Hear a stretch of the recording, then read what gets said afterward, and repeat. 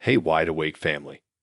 If you're not part of the family yet and love creepy stories, then hit that subscribe button and join us. Tap the bell icon so you'll never miss a story. It really helps out the channel.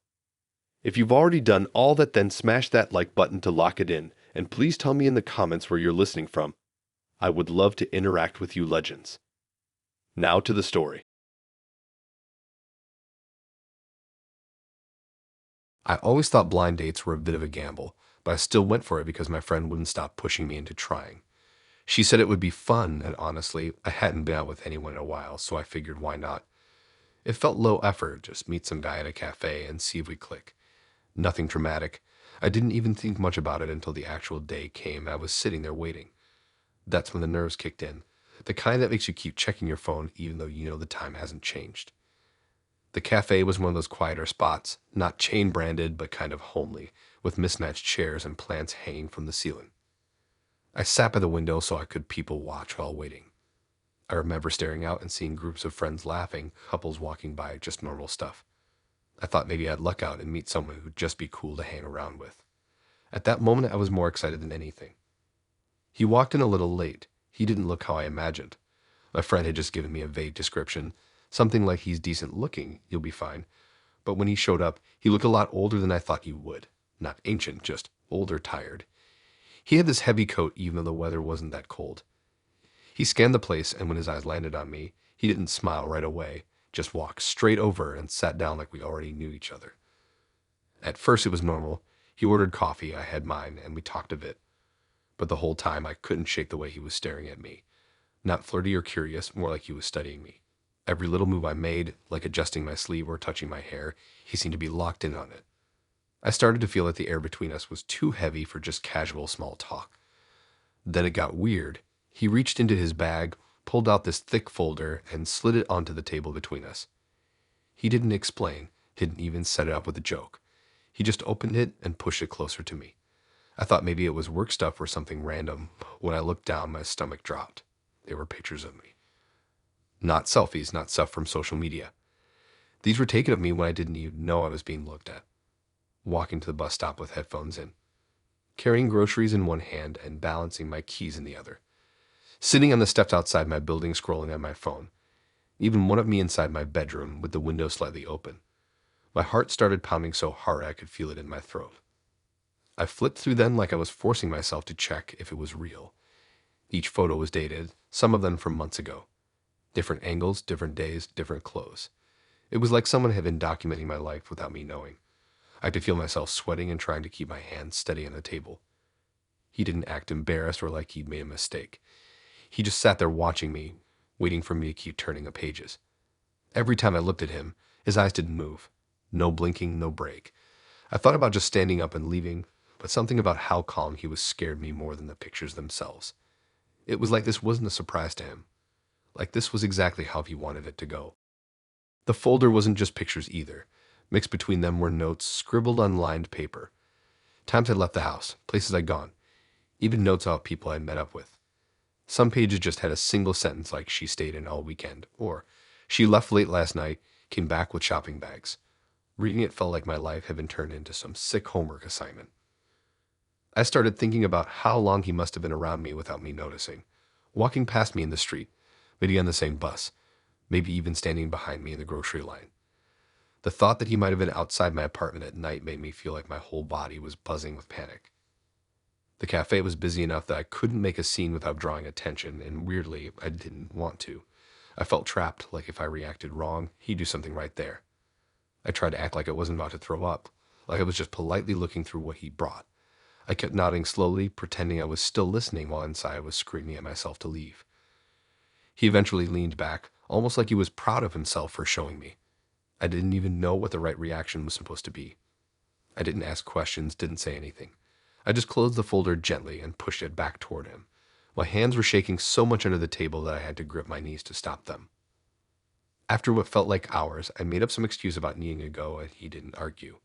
He just packed up the folder, zipped the bag, and gave me this slow nod like we'd just had a normal date. That nod still makes me feel sick when I think about it. I left the cafe as calmly as I could, but once I was outside, I practically sprinted down the street. I didn't go straight home. I walked around for ages, trying to convince myself I hadn't imagined it. I kept looking over my shoulder, expecting him to be there. Every car that slowed down made my heart race. Every person who looked at me felt like they might be in on it. When I finally got back to my apartment, I locked every door and window and pulled the curtains shut. But even then, I couldn't shake the thought that he already knew everything about where I lived, how to get in when I came and went.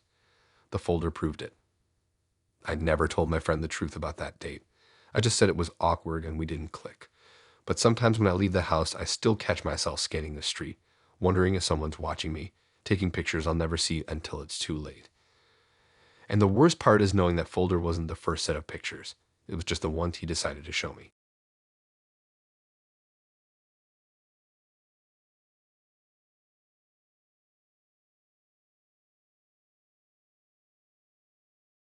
I thought meeting someone through a blind date would just be awkward at worst. Like maybe the girl would be boring or maybe we wouldn't click, but that would be the end of it. I didn't expect it to be something that would still keep me up nights later, replaying the details in my head like I missed some warning sign. The date was set up through a friend of a friend. I didn't know much about her, just her name, and that she liked going out more than sitting at home. We agreed to meet at this small bar on the edge of town. It wasn't a fancy place, not the kind of spot that had bouncers or anything. Just a dimly lit bar with red leather booths, soft music, and that smell of old alcohol mixed with cheap cleaning spray. I showed up early because I always do. I ordered a drink and sat near the back, trying not to look too eager. A few minutes later, she walked in. She was better looking than I expected, dressed in casual jeans and a jacket, not overly done up, but confident. She smiled when she spotted me, and that alone eased my nerves a little. We talked for maybe 20 minutes, just the usual small talk about work, hobbies, nothing too personal. She laughed at a couple of my jokes, and I started to relax into it, thinking maybe this night wouldn't be so bad. She seemed normal, comfortable even, though her eyes kept flicking toward the door a bit more than I liked. I chalked it up to nerves. At one point, she excused herself to the bathroom. I told her sure, no problem, and stayed at the table, finishing off my drink. I remember checking my phone, scrolling through old texts just to pass the time. The bar wasn't busy, only a handful of people scattered around. The bartender was leaning against the counter looking half asleep. That's when it happened. Out of nowhere, 3 guys slid into the booth around me. One on my left, one on my right, and one across from me where she had been sitting. It happened so quickly I didn't even have time to react.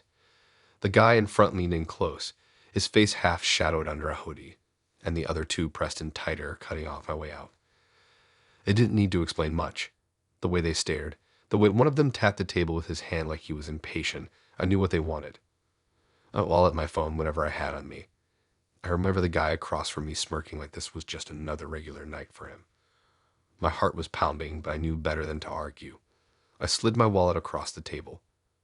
One of them snatched it up immediately, rifling through it while the other grabbed my phone straight from the pocket of my jacket. I thought maybe that would be enough, but then the guy across from me leaned even closer and whispered something low, his breath hot against my ear. I couldn't hear every word, but it was enough to understand that this wasn't just about stealing. It was about making sure I didn't cause a scene. The bar was too quiet for anyone to notice what was happening. The bartender hadn't looked our way once. A handful of other customers were too wrapped up in their own conversations. It felt like the whole place had turned its back on me. They sat there for a moment longer after taking my stuff, staring me down, waiting to see if I would make a move. I froze, hands flat on the table, trying to look as unthreatening as possible. Eventually, the one in front nodded at the others, and they slid out of the booth just as smoothly as they had sat down. They walked out of the bar like nothing had happened, laughing quietly to themselves. I sat there stunned, my pockets empty, my mind racing. I kept glancing toward the bathroom door, expecting her to come back any second. But she never did. Minutes turned into 15, then 20. I realized she wasn't coming back at all. That's when it hit me.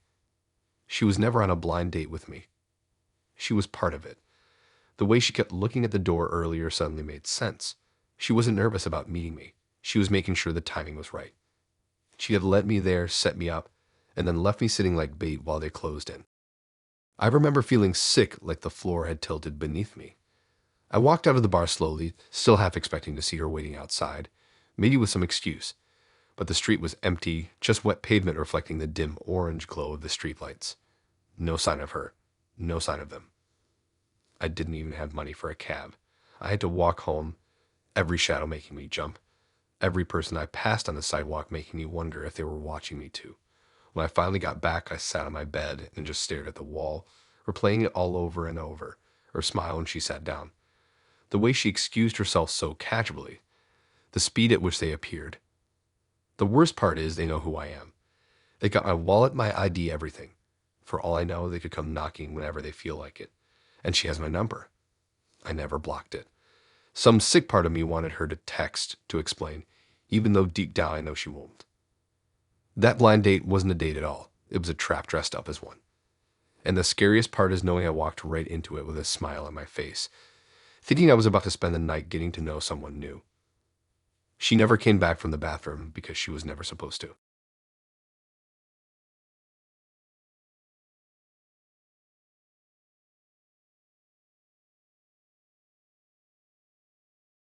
I've been on a few blind dates before, mostly harmless setups that ended in awkward small talk in an early Uber home. Nothing dramatic. That's why I didn't think twice when a friend of mine said she had someone I needed to meet. She made it sound casual, like this guy was just her coworker's cousin or something. I didn't even press for details. I just thought it would be a nice change from swiping apps or wasting nights out. We agreed to meet at a diner, one of those 24-hour spots with buzzing neon lights outside and the faint smell of grease clinging to the booths. I figured it was neutral ground, safe, easy to dip out of if things went south. I got there a little early, sat in a booth near the back, and ordered a soda while I waited. The place wasn't too crowded, just a couple of truckers by the counter and a family sharing a late-night meal near the front. I wasn't nervous at first, but the second he walked in, something felt off. He spotted me instantly, like he already knew exactly who I was.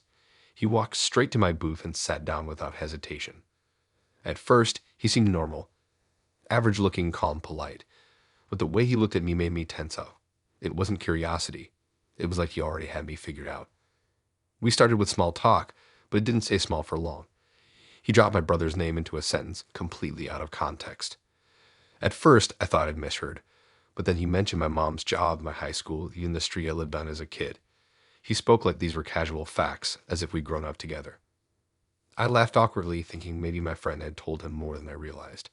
But then he started going deeper. He mentioned the name of my dog, the one I had when I was 12.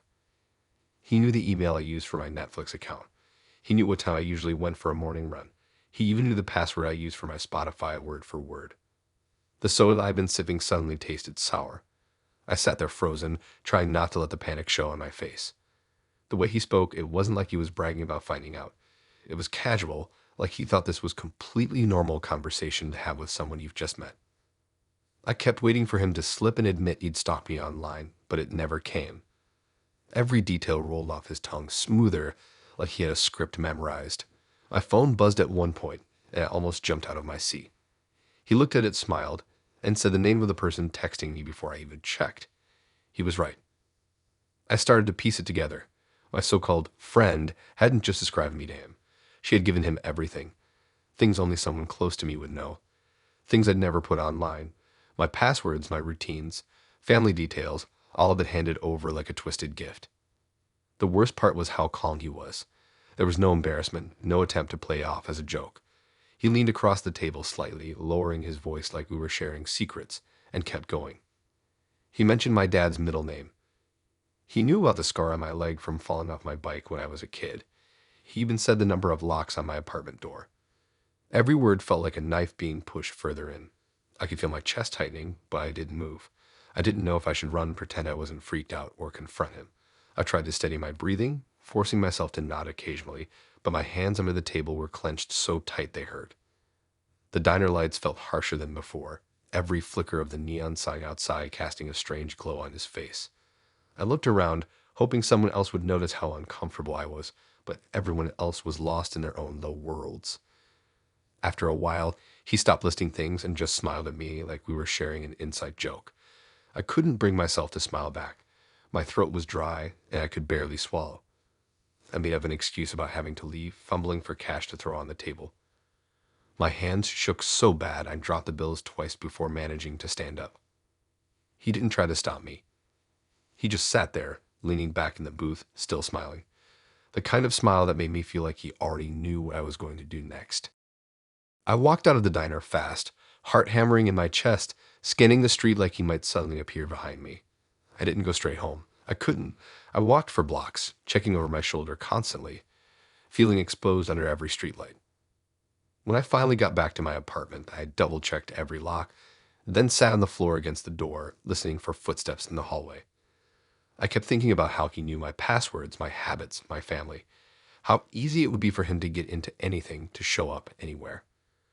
The worst part is I don't know if he found it all himself or if my friend really did give him everything. I haven't spoken to her since. I don't know if she thought it was some twisted joke or if she had other reasons for handing over my life like that. All I know is that he walked into that diner like he already owned me. And the way he looked at me, calm and patient, makes me think he's not finished. That wasn't a blind date. That was someone letting me know I don't have any secrets left.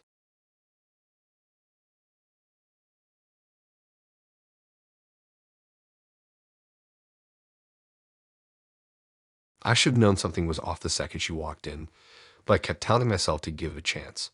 A buddy of mine had set me up, hyping this girl up like she was perfect for me. He showed me a couple of pictures, said she was funny, smart, down to earth. I didn't really want to go on a blind date, but he wouldn't shut up about it, so I said fine. The pictures were stuck in my head all week. She looked put together, smiling in a casual way, not the type of selfies you'd expect someone to over-edit. Just normal, attractive, approachable. I convinced myself it would be worth the awkwardness of meeting a stranger. We agreed to meet at a pub on the quieter side of town. It wasn't fancy, just wooden tables, dim lights, and the smell of fried food in the air. I got there a bit early, ordered a pint, and sat me in the back where I could see the door. I kept glancing up, waiting to spot her. When she walked in, my stomach dropped. She didn't look anything like the pictures. Not even a little. Her hair was completely different. Her face was different. Even her body type didn't match. At first, I thought maybe I'd made a mistake, like this wasn't her at all.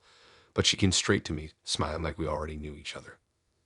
I forced a smile back, trying to hide how confused I was. I told myself maybe the pictures were old or maybe they didn't do her justice. But as we sat down, the truth hit harder with every second. Those photos weren't of her. There was no way. We ordered food and drinks and she started talking. She was confident, almost too confident, like she was testing me the whole time. Her eyes locked onto mine whenever I shifted uncomfortably, and I could tell she noticed my hesitation. I kept sipping my drink, trying to play along, but it was hard to focus. The woman across from me was a stranger, and I felt like I'd been tricked into sitting there. About halfway through, she leaned back and laughed. Not the kind of laugh that makes you relax, but sharp and knowing. That's when she said it. The pictures my friend had shown me weren't hers. They were her cousin's. It was like the floor gave way underneath me. She didn't even sound apologetic. She said it casually, almost proudly, like she'd been waiting for me to figure it out. I just sat there frozen, staring at my drink because I didn't trust myself to look her in the eye. Everything about the night suddenly shifted. I realized this wasn't a blind date at all. It was a setup, a scam, something designed to make me look like an idiot. The friend who set me up hadn't just misled me. He handed me over to someone who wanted to humiliate me.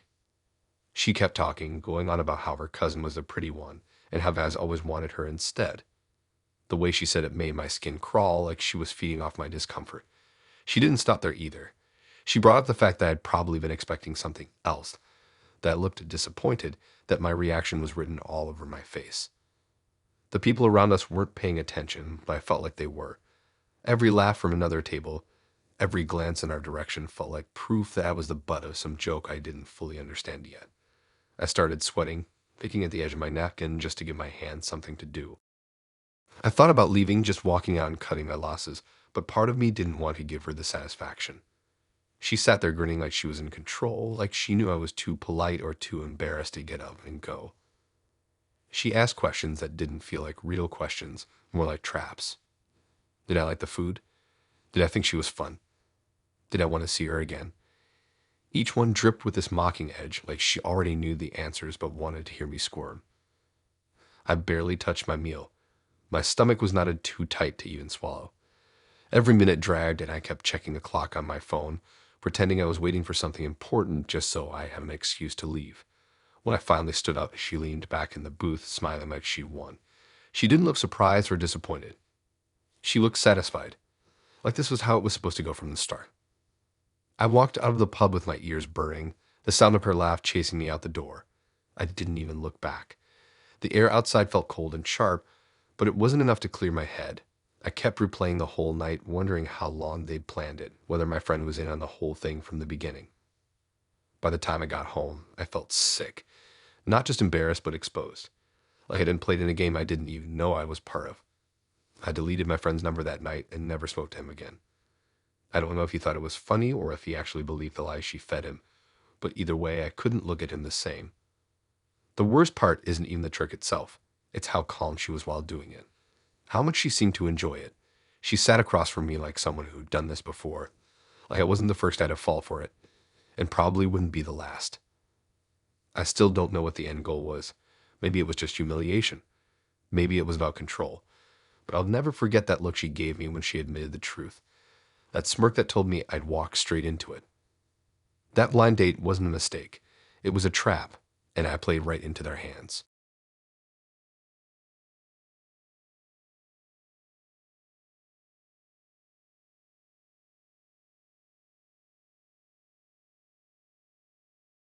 I don't really do blind dates, but one of my coworkers had been nagging me about getting back out there and offered to set me up with her cousin. She said he was funny, chill, easy to talk to, and not some creep. I figured one dinner couldn't hurt. The plan was to meet at this Italian restaurant that sat on the corner of a quieter street. Not fancy, but not a dive either. The kind of place with soft music and candles on every table. I showed up nervous, but it wasn't unbearable. When I spotted him waiting by the entrance, I actually felt relieved. He looked just like the photo I'd been shown. Normal, kind smile, nothing weird about him. We sat down, ordered food, and started talking.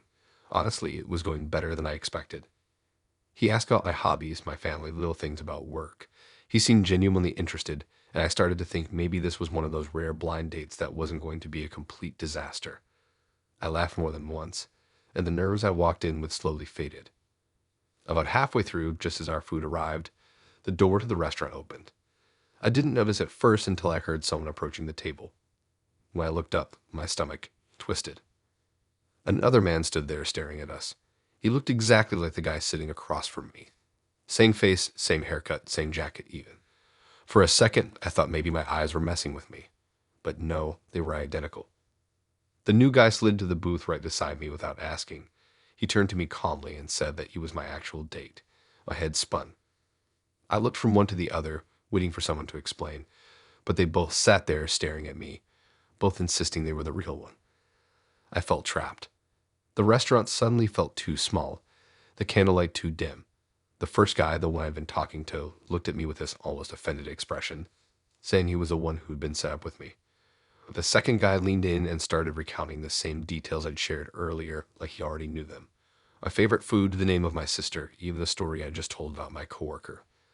That's when it hit me. One of them had been listening. Maybe from another table, maybe from outside, I don't know. But they knew everything we just talked about. I froze in my seat. My fork was still in my hand, untouched pasta in front of me. I tried to piece together which one was the original, but now even that didn't feel clear. The first guy looked real enough when we started, but the second guy spoke with so much confidence that I doubted myself. The two of them started going back and forth, not yelling, but sharp, like they were daring me to pick. They both insisted I was on the date with them, both acting like the other was trying to ruin the night. The more they talked, the more my chest tightened. Every time I looked at one, the other would lean in closer, locking me in place like I had to choose right then and there. The strangest part was how calm the restaurant felt around us. Other tables didn't seem to notice. The waiter walked by without blinking like nothing unusual was happening.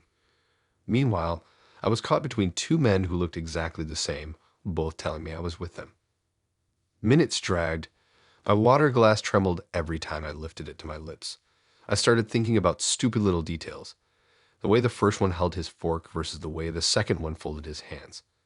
The slightly different tones in their voices. But the longer I stared, the more they blurred together until I couldn't tell them apart at all. One of them leaned closer, so close I could smell his cologne, and said I should leave with him. The other did the same, repeating the same suggestion, almost word for word. My stomach dropped. It wasn't just about who was the real date anymore. It felt like both of them were waiting for me to make the wrong choice. I muttered something about needing the bathroom and slid out of the booth. Neither of them stopped me. They just watched as I walked away, both with that same calm expression, like they knew I'd have to come back and face them. I didn't go to the bathroom. I went straight past it, through the kitchen exit, and out the back door into the alley. My hands shook so bad I could barely fish my phone out of my pocket. I didn't even call anyone. I just kept walking, as fast as I could, all the way to the bus stop down the street. I didn't look back at the restaurant. I couldn't. The thought of seeing one, or both, of them following made my chest feel like it was going to cave in. When I finally got home, I locked every door and sat on the couch with the lights off, replaying it all. Their identical faces, their calm voices, the way they both knew details only one of them should have known. I deleted my coworker's number the next morning. I never told her the truth about what happened. I just said the date didn't work out. I couldn't explain it without sounding insane. But here's what sticks with me. I never saw either of them come in. Not really. I only looked up when they were already at the table. So maybe the second guy wasn't even the second. Maybe he was the first. Maybe I sat down across from the wrong one to begin with. The truth is, I'll never know which one of them I was supposed to meet, or if there was ever a real date at all.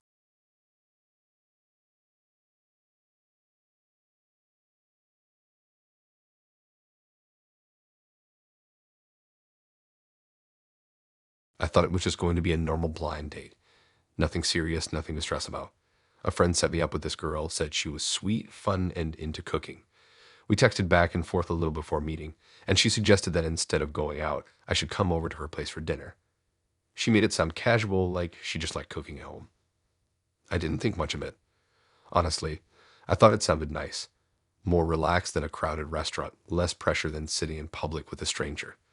She gave me her address, and I drove over that evening, trying to calm my nerves.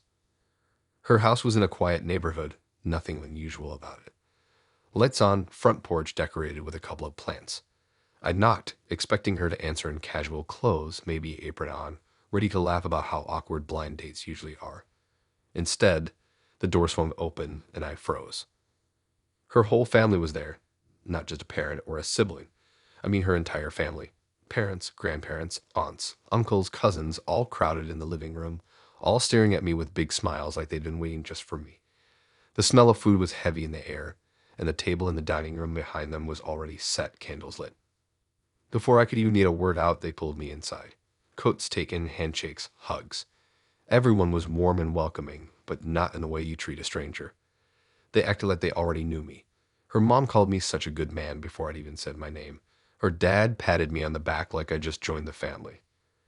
Then she appeared from the kitchen, smiling so wide it made my stomach drop.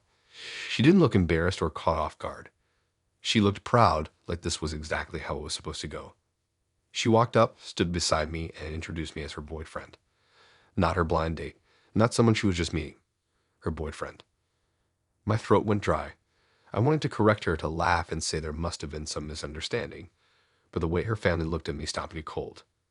Their eyes were glowing with this weird approval, nodding along like everything was perfectly normal. Dinner started, and I was seated at the head of the table beside her, like I belonged there. Plates of food were passed. Questions came at me from all directions. What did I do for work? What were my plans for the future? Did I want kids? Her grandmother squeezed my hand and told me I'd make a wonderful husband. Her uncle clapped me on the shoulder and joked about wedding bells. I sat there stiff, trying to keep my face neutral while panic bubbled in my chest. She kept smiling at me, holding my hand under the table like this was the happiest night of her life. Every time I glanced at her, her eyes were locked onto mine, daring me to break the illusion. The longer it went on, the harder it became to breathe. I realized they weren't just treating me like a boyfriend. They were treating me like a fiancé. At one point, her mom asked what date we were planning for the wedding.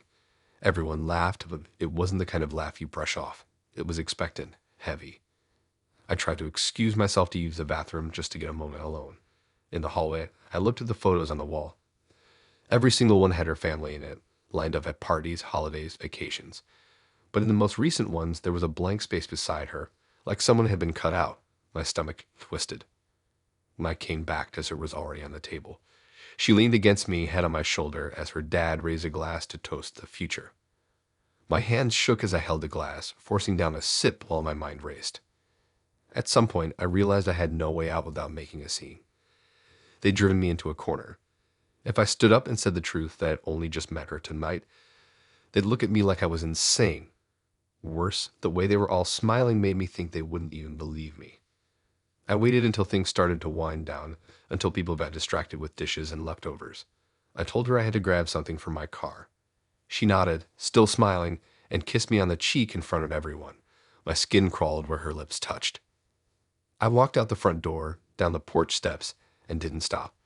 I got in my car, hands shaking so badly I dropped the keys twice before getting the engine started. I drove out of that neighborhood faster than I should have, checking my mirrors the whole way. When I finally got home, I locked my door and sat in the dark, staring at my phone. She'd already texted me. Messages full of hearts, saying her family loved me, saying she couldn't wait to see me again. I never replied. I deleted her number, blocked it, even blocked my friend who set us up. I still don't know if he knew what he was throwing me into or if he was just clueless. But the thing I can't shake is the way her family looked at me. Like I wasn't a guest, but someone they'd been waiting for. Like I just stepped into a role they'd already written for me. That wasn't a blind date. That was an ambush dressed up as one. And for one long, suffocating night, I was a perfect fiancé they'd been waiting for.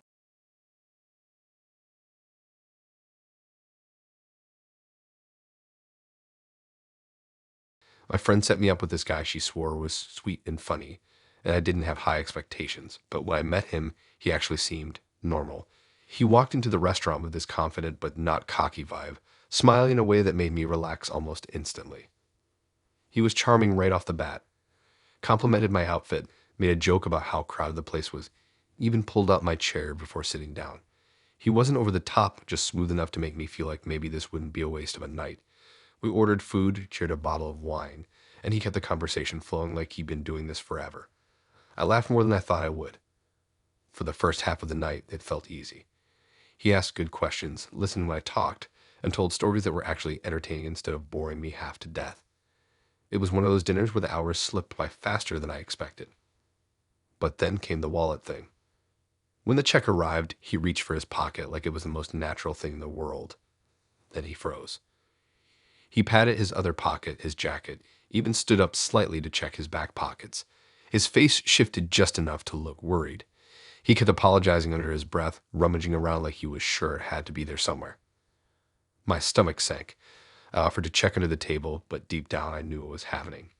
He leaned in and said he must have left it in his car, but then quickly added that he parked far away. The waiter hovered awkwardly by the table, and I felt the pressure building in the silence. Finally, he sighed and gave me this apologetic smile, saying he hated to do this, but could I cover the bill just this once? He promised he'd send me the money back immediately, even threw in a joke about how embarrassing this was for him. I didn't want to cause a scene. The restaurant was busy, and the idea of sitting there arguing made my skin crawl. So I nodded, pulled out my card, and paid. The whole time, he looked relieved but not as embarrassed as he should have been. He thanked me too many times, touched my arm like we were in it together.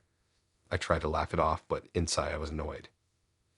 Afterwards, he walked me in my car, gave me a hug, and told me he'd text me as soon as he got home to transfer the money. For a second, I believed him. I even convinced myself it was just bad luck. But the text never came. I waited the whole next day, checking my phone constantly. Nothing.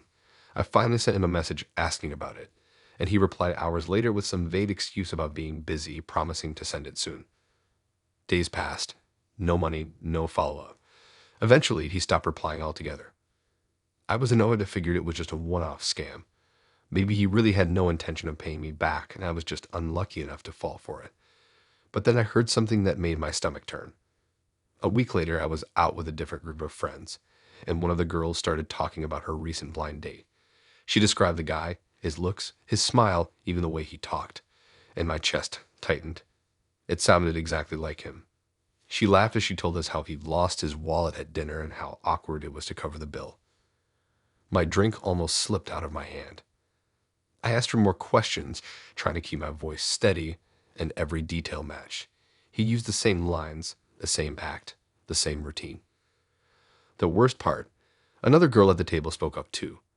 She had the exact same thing happen. Same guy, same wallet trick, same disappearing act afterwards. That's when it hit me. This wasn't a mistake or a fluke. It was a pattern. He was running the same scam across town, using blind dates like some kind of free meal ticket. Each time he'd turn on the charm, play the perfect date, then pull the same wallet stunt and vanish. I sat there stunned, replaying the night in my head. Every laugh, every compliment, every story he told me suddenly felt rehearsed, recycled from the dozens of other girls he must have done this to. Nothing about him had been real. It was all an act, down to the timing of the lost wallet. The realization made me feel sick. I hadn't just been fooled.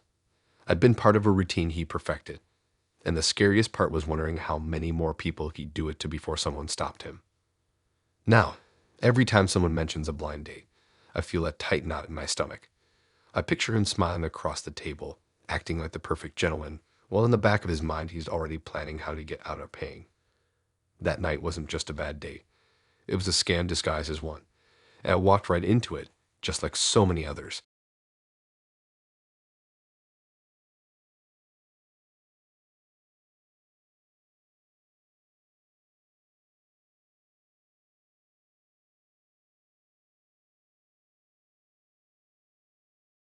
I wasn't expecting much from the blind date. A friend had set it up, and I figured it would be the usual awkward dinner and maybe a polite goodbye at the end. Still, I showed up at the restaurant a little early, sat there scrolling through my phone, trying to convince myself not to overthink it. She walked in and looked better than the picture I had been shown. Confident but not overdone. She smiled like she already knew this was going to go her way. That should have been my first clue. We sat down, and before I could even open the menu, she snatched it from my hands. She said something about knowing the best dishes here, waved the waiter over, and ordered for both of us. She didn't ask what I liked. She didn't even pause. Just rattled off 2 meals and a bottle of wine. The waiter nodded and left, and I sat there with my mouth half open, trying not to laugh at how weird it was. She kept the conversation going, asking questions, laughing at her own stories, filling the space so smoothly I barely noticed how little she let me talk. There was something sharp about the way she studied me, though. Like she wasn't just making conversation, she was observing. The food came, steaming plates set in front of us. Mine looked decent enough. Some fancy pasta dish with a creamy sauce. I figured whatever, food is food. I started eating, and for a few minutes it felt normal again. Then it hit me. First, a scratch in my throat. Then the tightening. My chest felt heavy, breaths shorter with every swallow. Panic rushed through me as the familiar burn spread down my throat. I knew the feeling too well. Nuts. There had to be nuts in the food. I dropped my fork, my hands shaking as I tried to steady my breathing. I hadn't mentioned my allergy to her. Not once. I was careful about it with people I trusted, but on a blind date, no, I hadn't told her. That's when she smiled. Calm, casual, almost pleased. She leaned back in her chair and said she'd forgotten about my nut allergy. Her tone was so light, like it was nothing, like she was talking about forgetting someone's coffee order. My blood ran cold. How could she know I hadn't told her? I pushed the plate away, throat tightening more with every second, and grabbed my water glass. My mind raced through possibilities. Maybe my friend had told her. Maybe she'd stalked me online and found something. Maybe it was just a coincidence. But the way she looked at me made it clear it wasn't random. She kept smiling as I struggled, her eyes locked onto mine, watching me fight for air. Not worried, not apologetic, just watching. Like she was curious how far it would go. I tried to steady myself, sipping water, focusing on staying calm. The restaurant noise around me blurred into background static. Waiters passed by, people laughed at their tables, but in that moment, it felt like the entire room had shrunk to just me and her. Minutes dragged like hours. I could feel my body breaking out in a sweat, my face burning hot, my hands clammy. She didn't reach across the table. She didn't call for help. She just sat there, her fork twirling through her pasta as if nothing was wrong. Finally, the tightness eased slightly. It wasn't gone, but it was enough that I could breathe. I gripped the edge of the table, forcing myself to sit upright, forcing air into my lungs. My heart pounded so hard it felt like it might tear through my chest. She leaned forward then, her smile never slipping, and made another casual comment about how lucky I was it hadn't been worse. Her tone was playful, like she'd just watched some funny accident. I stared at her, my mind spinning, and realized she'd known exactly what she was doing. This wasn't a mistake. It wasn't about food preferences or a clumsy order. She wanted to see what would happen. The rest of the dinner was a blur. I didn't eat another bite. I didn't even taste the wine. I sat there, nodding along to whatever story she told next, too scared to cause a scene, too terrified of what might happen if I accused her outright. My body still felt weak, like it could collapse any second. When the bill came, she insisted on covering it. She slipped her card to the waiter without even glancing at me, like she already knew I wasn't in a state to argue. That made it worse somehow. It was like she wanted full control over the night from start to finish. She walked me out of the restaurant, still chatting, still smiling. The cool night air felt like the first real breath I'd had in an hour. She hugged me goodbye, her arms tightening just a second too long, her cheek brushing mine. I stood frozen, heart hammering, while she whispered something I couldn't make out. Then she pulled away, waved cheerfully, and walked off into the night, like nothing had happened, like she hadn't just tried to choke the life out of me with a plate of pasta. I sat in my car for 20 minutes before driving home, hands gripping the steering wheel so hard they cramped. Every swallow burned. Every breath felt like it might stop halfway. When I finally made it home, I collapsed on the couch and replayed the night over and over. The way she took the menu without asking. The smile when she mentioned my allergy. The calm way she sat there, watching me fight to breathe. And the part that still haunts me, I never told her about the allergy. Not once. Which means she already knew.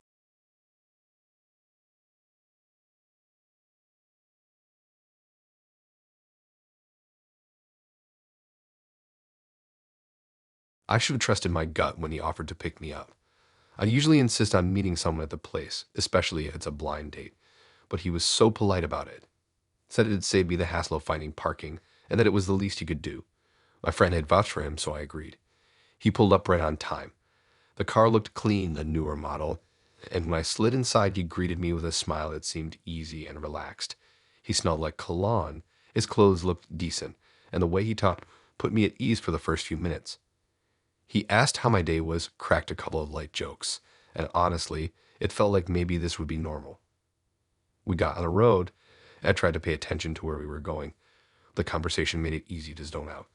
I figured we were heading into town, maybe to a restaurant or a bar, but then we kept driving further, past the familiar streets, onto longer stretches of road where houses thinned out. He said the place wasn't far, and I nodded, trying not to overthink it. Halfway through, he slowed down and pulled into a gas station.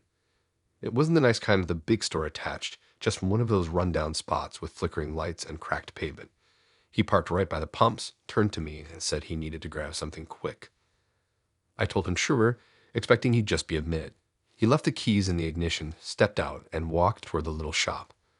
I watched him go, his back disappearing through the door, and leaned against the seat, scrolling my phone to kill time.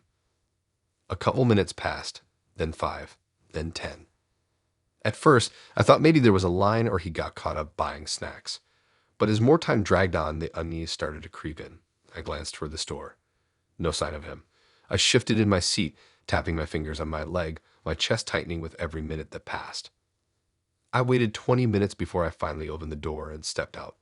The night air was colder than I expected, the gas station lights buzzing overhead. I walked toward the shop, but when I looked inside through the dirty windows, it was empty, completely empty. No cashier, no customers, and definitely no sign of him. I walked back to the car, heart racing, and that's when it hit me. He wasn't coming back. I slid into the driver's seat, staring at the steering wheel like it would give me answers. The keys were still there. His phone charger dangled from the dashboard. It was like he'd just vanished, leaving me with his car. My throat went dry as I realized how far we were from anywhere familiar. Miles from my house, no idea where exactly we even were. Panic started to crawl up my chest. Was this some kind of joke? Did he ditch me on purpose? Or worse, was someone else coming back instead of him? I locked the doors immediately, my hands trembling as I tried to think. I couldn't just sit there, but I didn't want to get out either. Every sound outside, a car passing on the main road, the hum of the lights, the wind rattling against the sign, made me flinch. I opened my Maps app on my phone, trying to figure out where I was, but the reception was weak, and the little blue dot kept spinning. I thought about driving off, but I didn't even know which direction would take me back, and the idea of being pulled over in someone else's car made my stomach twist. Minutes stretched into nearly an hour. Still no sign of him. My texts went unanswered. Calls went straight to voicemail. I sat there gripping my phone like a lifeline, every muscle in my body tense, waiting for something to happen. At one point, a truck pulled in. The driver glanced at me sitting alone in the car, his eyes lingering too long before he went inside. I ducked down in the seat, heart hammering, terrified of being noticed. The trucker came back out a few minutes later, but I stayed low, watching him drive off before I sat upright again. The reality settled in hard. He had abandoned me. Not by accident, not because something came up. He'd driven me out here, left me in his car, and disappeared. I couldn't understand why. What was the point? Was it humiliation? Some twisted thrill? Eventually, I couldn't take it anymore. I grabbed my bag, shoved the keys into the glove compartment, and stepped out. The night was dead quiet except for the faint hum of the highway.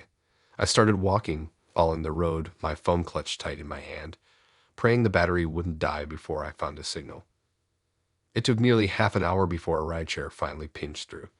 The driver picked me up on the side of the road, hitting me a confused look as I climbed in. I didn't explain. I just gave him my address and sat in silence all the way home, staring out the window, trying to make sense of what had just happened. When I got home, I collapsed on my bed and checked my phone again. Still no messages, no explanation. Nothing. His number eventually stopped ringing altogether, like it had been disconnected. I told my friend what happened the next day. She was stunned. Swore she'd known him through a cousin, swore he wasn't like that. But the look on her face told me she didn't fully believe her own words. To this day, I don't know why he did it. Maybe it was a prank. Maybe it was some sick power trip. Or maybe he'd done it before, leaving other girls stranded in random places just to see what they'd do.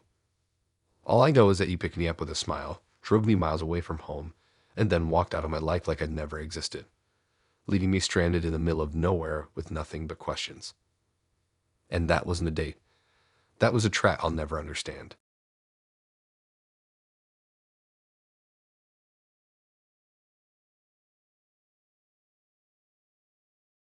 I didn't think much of it when my friend set me up. He said she was cute, fun, into trying new places. I figured at worst it would be an awkward dinner and I'd go home early. At best, maybe we'd click. Nothing about it felt like a big deal. We picked a trendy little restaurant downtown. It wasn't fancy, but it had this artsy vibe with dim lights and candles on every table. I got there a bit early, ordered water, and tried to calm the nerves while waiting. When she walked in, she looked exactly like her photo. Confident, smiling like she already had the night figured out. That smile put me at ease for a moment. She slid into the seat across from me, and the conversation flowed easier than I expected. We talked about basic stuff at first. Work, movies, hobbies. She laughed at my jokes, leaned forward like she was actually listening, and I started to think maybe this was one of the rare blind dates that actually worked. Then little things started to stand out. She kept glancing down at the table in a way that didn't feel normal. Not like checking her phone, but like adjusting something. When I reached for the salt shaker, I noticed a small black dot on the table, almost tucked between the candle and the napkin holder. At first, I thought it was just a weird piece of equipment for the restaurant, maybe part of the light, but then I spotted another one near the bread basket. I brushed it off, but the more I looked, the more it clicked. They weren't decorations, they were microphones. Tiny, barely noticeable, but placed exactly where our voices would carry. My chest tightened. I forced myself to stay calm, pretending I hadn't noticed. I tried to keep talking, but my words felt heavy, like I was performing for someone I couldn't see. Halfway through the meal, I glanced up and caught her staring at me with this knowing look. She didn't seem embarrassed. If anything, she seemed pleased, like she wanted me to figure it out. The realization hit me like a punch. She was recording me. Not just casually filming with her phone under the table. This was set up. Planned. Hidden mix, carefully placed, capturing everything we said. I wanted to confront her, but my mouth went dry. The waiter came by with more bread, and I forced myself to smile, nodding like nothing was wrong. Meanwhile, my thoughts were racing. Why was she doing this? Who was listening? As the night went on, she kept steering the conversation in weird directions, asking me about past dates, embarrassing moments, personal stuff that felt a little too pointed. Every time I answered, she smiled wider, like she'd gotten exactly what she wanted. By dessert, I couldn't shake the feeling that the entire night had been scripted for her. That it wasn't on a date at all, I was part of a performance. When the check came, she offered to cover it, which threw me off. Most people split or at least pretend to argue over it, but she just slid her card down without hesitation. Another piece of the puzzle I didn't want to look at too closely. We left the restaurant, and she hugged me goodbye, acting like nothing strange had happened. I walked back to my car with my heart pounding, scanning the street, half expecting to see someone with a camera aimed at me. I told myself maybe I was paranoid. Maybe the black dots weren't what I thought they were. Maybe I was overthinking. I tried to sleep it off. The next morning, I opened my phone, scrolling through social media to distract myself. That's when I saw it. A clip, my face, my voice, on her page. The title said something like Blind Date Number 12. He actually said this, and there I was, mid-sentence, talking about a story I'd shared with her over dinner. Subtitles across the screen, goofy music in the background, her laughing over the clip. The microphones had caught everything, and now the internet was laughing too. My stomach dropped as I scrolled. There were more clips. Not just me. Other guys. Different dinners, different stories, all chopped up into content for her so-called dating channel. Hundreds of comments. People making jokes about me. People rating my personality like I was a contestant on some show I never agreed to be on.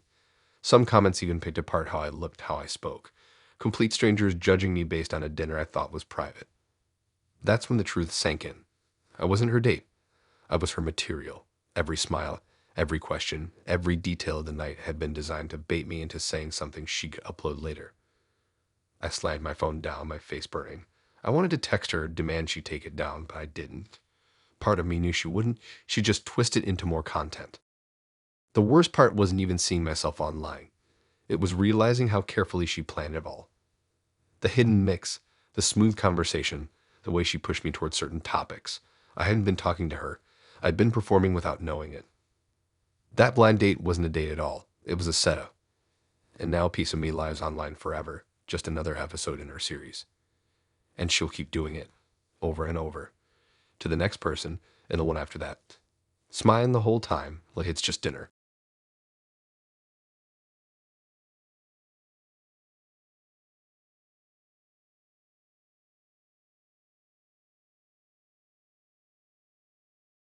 Blind dates never felt like a smart idea to me, but my friend wouldn't stop insisting. She told me I needed to put myself out there, that hiding away wasn't going to help me move on. So when she said she knew someone perfect for me, I finally gave in. I thought maybe it would be harmless. Dinner, some small talk, maybe a laugh or two. I didn't know it was going to turn into one of the worst nights of my life. The restaurant was quiet, one of those dimly lit spots with soft music and candles on every table. I sat there fiddling with the edge of the menu, feeling awkward until he walked in. He looked normal enough. Button-up shirt, clean cut, a polite smile. He sat down across from me and introduced himself, and I tried to relax. At first, it felt just like any other awkward first meeting. We started with small talk. He asked about my job, my hobbies, the usual questions. I answered carefully, watching him. There was something about the way he stared at me that made me uneasy. Not curiosity, not attraction, more like he was studying me. Every time I shifted in my seat, his eyes followed. I brushed it off and told myself I was just being paranoid. But halfway through the meal, the conversation shifted. He started saying things only someone who already knew me would know. He mentioned the city I grew up in, the name of my old dog, even the type of car I used to drive. My chest tightened. I asked him how he knew that, but he just smirked, sipping his drink like it was no big deal. Then he leaned in and said the words that made my stomach drop. This wasn't a real blind date. My ex had set it up. The air left my lungs. He explained it casually like he was talking about the weather. My ex had reached out to him, told him all about me, and asked him to teach me a lesson. The way he said it made my blood run cold. He didn't explain what kind of lesson. He didn't need to. I sat frozen in my chair, my fork still halfway to my plate. My ex was the last person I wanted to hear about. We'd ended badly, and I hadn't spoken to him in months. The idea that he still thought about me enough to set this up, to involve a stranger in whatever twisted revenge he had planned, made my skin crawl. The man across from me didn't smile anymore. His whole expression changed. His eyes were hard, his voice sharp, every word landing heavy. He wasn't interested in me, not romantically, not as a date. He was there for a different reason. He started bringing up things I never told him. Details about fights I'd had with my ex. Secrets I'd only shared in private. Things that weren't just embarrassing, they were painful. And he repeated them back to me like a script. My ex had fed him everything. My stomach turned as he leaned closer, lowering his voice, making comments that cut deeper than anything my ex had ever said to my face. It wasn't about dinner anymore. It wasn't even about pretending. It was about breaking me down. Every word was calculated, meant to remind me that I wasn't safe, not even here, not even with someone I thought I was meeting for the first time. The food on my plate went untouched. My throat was too tight to swallow. I wanted to stand up to walk out, but my body wouldn't move. I felt trapped in the chair, pinned by his stare, his words circling my head like a storm I couldn't escape. The restaurant around us carried on like nothing was happening. People laughed at their own tables, forks clinked against plates, waiters rushed back and forth. Nobody noticed the way I sat frozen, my pulse racing, my date smirking like he already won. At one point, he leaned back, arms crossed, and said something about how my ex had been right about me. That broke me. The idea that the two of them had spoken, shared, detailed, plotted this night together. The betrayal burned hotter than anything else. I don't even remember how the night ended.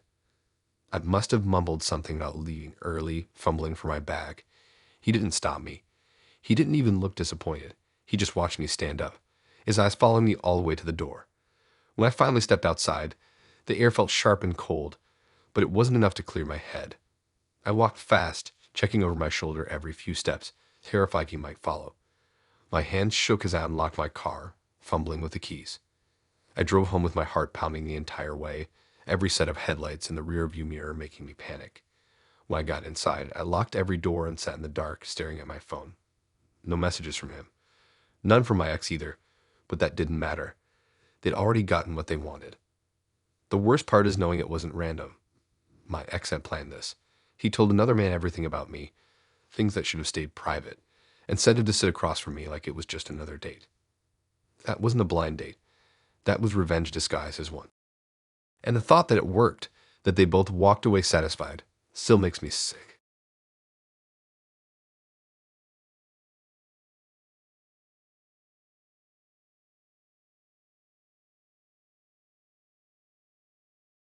I thought it was weird from the start when she suggested meeting at a bar inside a roadside motel. Out of all the places she could have picked, coffee shops, regular bars, even a casual restaurant, she picked a motel bar. Who does that? When I questioned it over text, she laughed it off, said it was quiet and different, and that the big downtown spots were too crowded and noisy. I almost backed out right then, but I told myself not to judge. Maybe she just liked low-key places. Maybe she hated small talk over blasting music and thought she was being considerate. So I went. The motel sat just off the highway, tucked behind a weathered sign with half the neon lights burned out.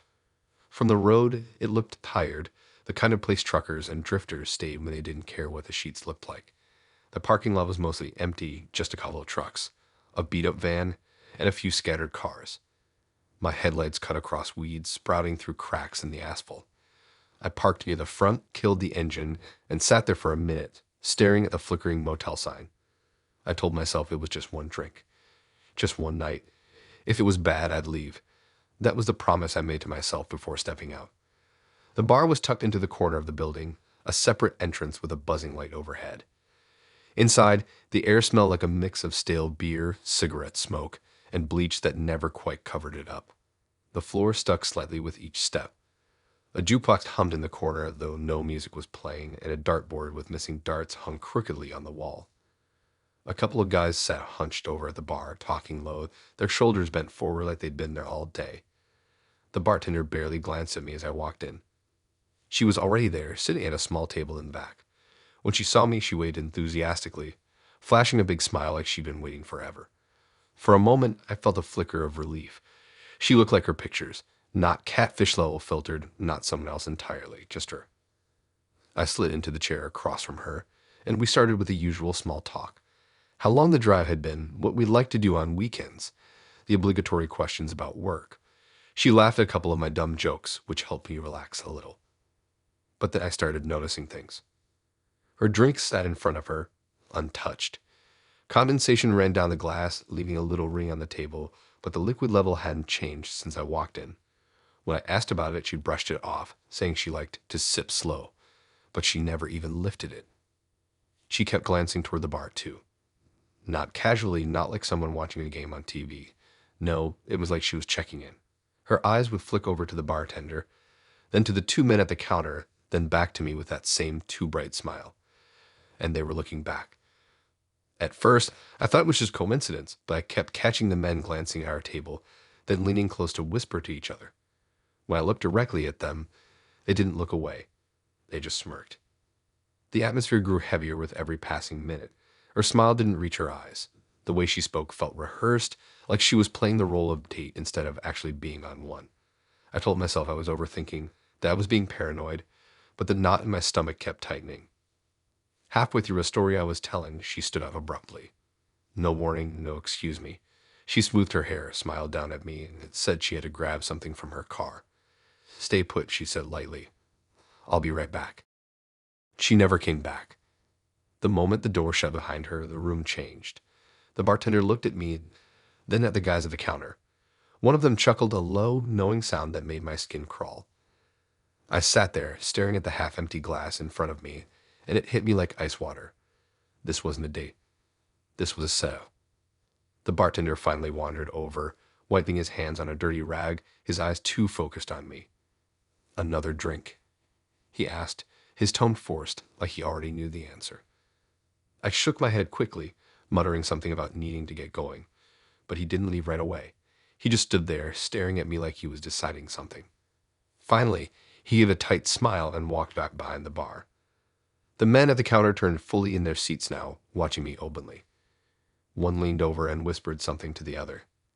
They both laughed. My chest tightened.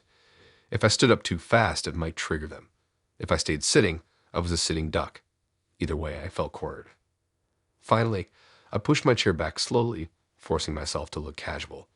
I slit my jacket over one arm, nodding a quick thanks to nobody in particular, and started toward the door. Each step felt like it took an hour. The bartender called something after me, but I didn't answer. My hand was slick on the door handle, but I forced it open and stepped into the night.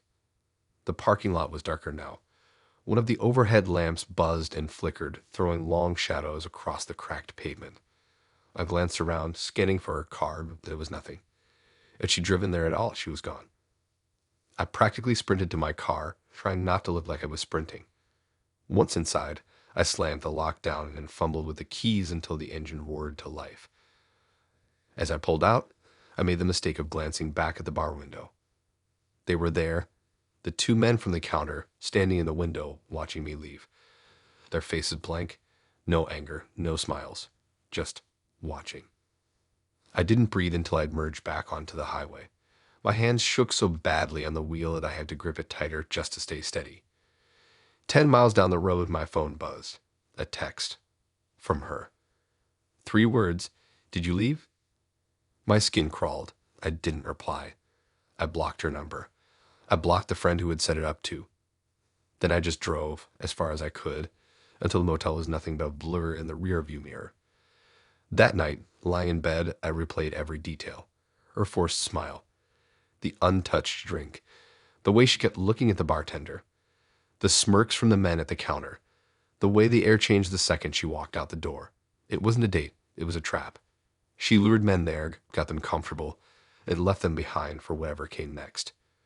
Whether it was a robbery, a beating, or something worse, I'll never know. But the way they watched me as I left told me one thing. I wasn't the first person to walk into that motel thinking it was just dinner. And I won't be the last.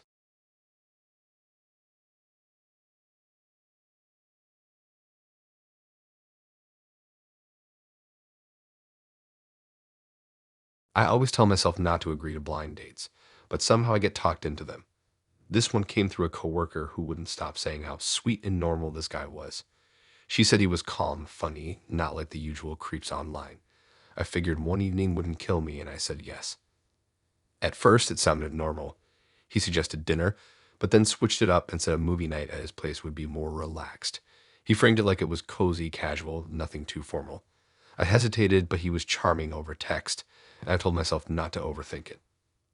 His place was in a quiet neighborhood. The house looked normal enough from the outside, neat lawn, lights on, nothing sketchy. He greeted me at the door with a big smile and led me inside. The living room was tidy, a little too tidy, like no one actually lived there. He'd already set up a movie, dimmed the lights, and made popcorn.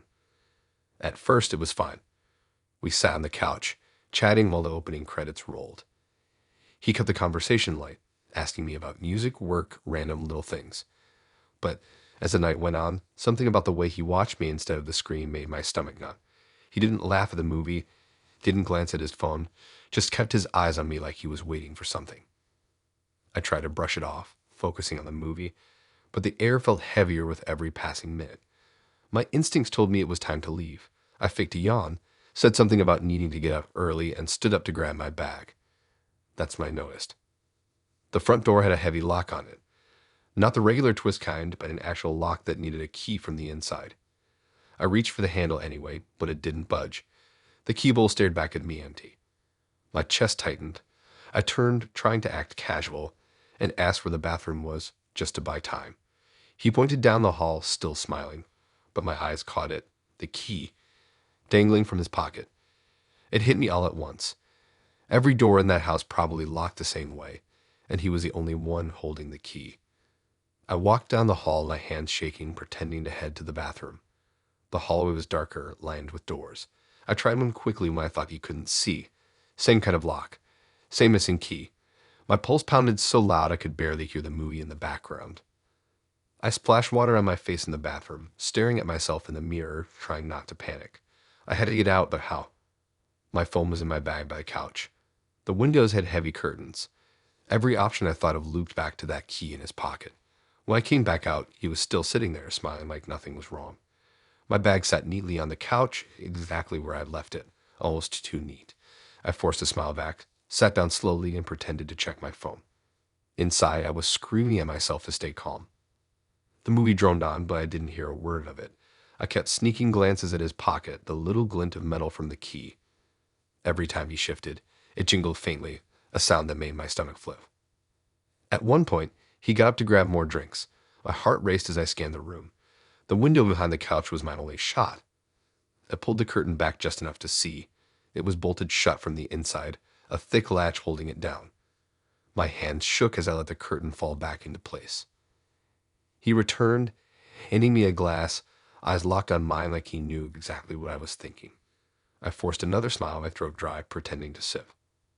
Minutes felt like hours. My chest ached from holding my breath too often, my hands gripping the edge of the couch so hard my nails dug into the fabric. I thought about making a run for it, but every option led back to him standing between me and that door, the key still in his pocket. Finally, I made up a story about feeling sick. I clutched my stomach, leaned forward, pretending to wince. He frowned, asked if I was okay, and for a split second thought he'd call my bluff. But then he sighed, stood up, and pulled the key from his pocket. The sight of it nearly made me dizzy. He unlocked the door slowly, the sound of the metal turning echoing in my ears. He held it open, still smiling, but his eyes weren't friendly anymore. They were flat, empty. I mumbled a thank you, grabbed my bag, and walked out as calmly as I could. My legs felt like jelly, but I forced them to move steady until I hit the sidewalk. Only then did I break into a fast walk, then a jog, then a full sprint to my car. When I finally slammed the door shut and locked it, my hands were shaking so badly I could barely get the key into the ignition. I didn't look back at the house. I didn't want to see him standing there. I drove straight home, every turn of the road feeling like he might be following. When I finally made it inside my own place, I locked the door 3 times and sat in the dark, heart pounding, trying to process what had just happened. He never texted me, never called, not a single message after that night. It was like the whole thing had been a test, to see if I'd notice, to see how far it could go. That wasn't a date. That was a trap. And the only reason I'm writing this now is because I managed to leave before the door locked behind me for good.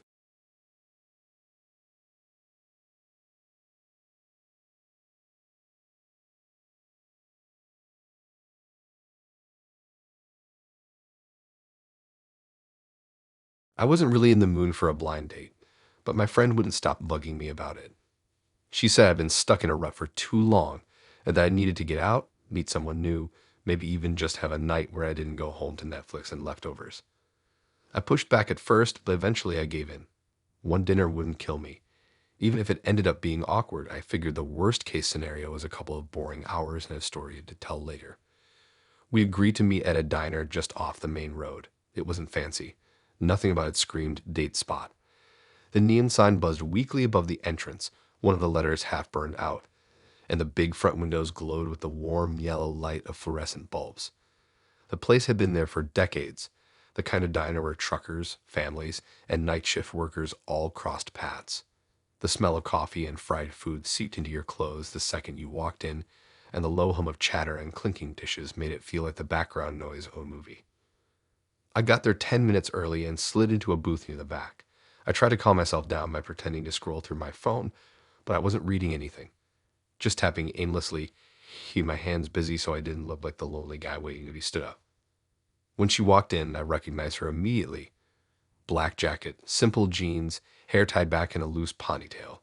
Not overly dressed up, not trying too hard. She looked normal, approachable. She spotted me, smiled, and made her way over, sliding into the booth across from me without hesitation. Right away, I noticed her confidence. No nervous laughter, no fumbling with her coat or bag. She looked me right in the eye and smiled like she'd been doing this forever. We ordered food, nothing fancy, just burgers and fries, and for the first 20 minutes, it was fine. Easy, even. We talked about random things, music, the worst jobs we had, funny little stories about our friends. She laughed easily, didn't touch her phone once, and carried the conversation in a way that kept it from ever stalling. I started to relax. Maybe my friend had actually been right. Maybe this wasn't going to be such a bad idea after all. Then it happened. She reached into her purse for something.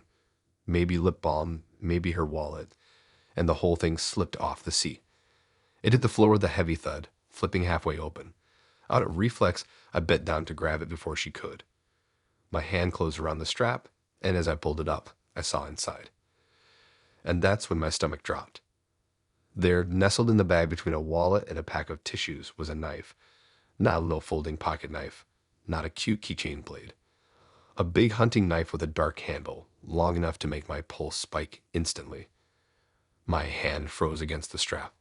For a second, I thought I might be imagining it, that maybe the dim light and the shadows had tricked me. But no, it was there. Plain as day.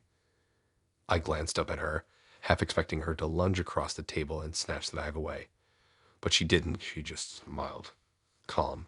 Casual, like nothing about this moment was strange. And then she said, "You never know who you'll meet." The words dropped between us like a weight, not a joke, not a nervous deflection. She didn't laugh. She didn't explain. She just let it hang in the air, her smile steady, her eyes fixed on mine. I swallowed hard, my throat suddenly dry, and handed the bag back to her. Slowly, carefully, like I was handing over something dangerous that might go off if I moved too fast. She took it without missing a beat, slid it back onto the seat beside her, and went right back to eating her fries. Meanwhile, my pulse hammered in my ears. I tried to act normal, lifting my glass with shaking hands, forcing a smile I didn't feel. But my brain was spinning in circles. Why would she bring a knife like that on a blind date? Was it for protection? A precaution in case I turned out to be some kind of creep? Or was it the other way around? Was that the reason she thought she might need it? The rest of the conversation limped along, but I barely remember what was said. My answers came out short, clipped, my mind too busy replaying that moment over and over. Every time her hand brushed against the bag beside her, my chest tightened.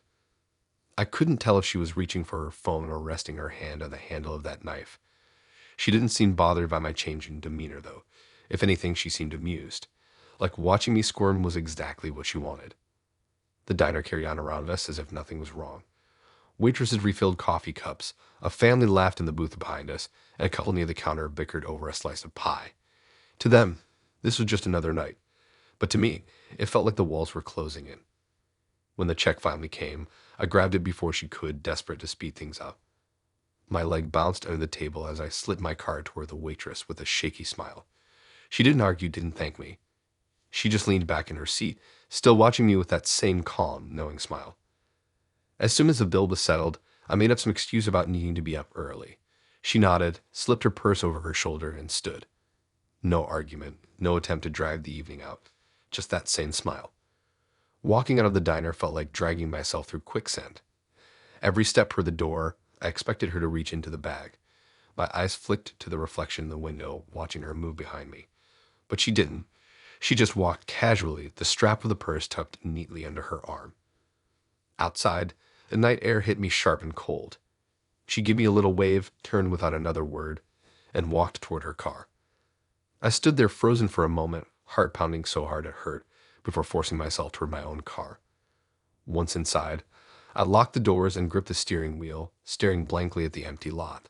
My hands trembled so violently I had to squeeze tighter just to steady them. My phone buzzed. A text from my friend. How did it go? I couldn't type a reply. Couldn't bring myself to put the experience into words yet. All I kept hearing in my head was her voice, casual and light, replaying over and over. You never know who you'll meet. The worst part, she was right. That wasn't just a date. That was sitting across from someone who wanted me to know, without doing a thing, that she had the upper hand the entire time. And the knife was all it took to prove it.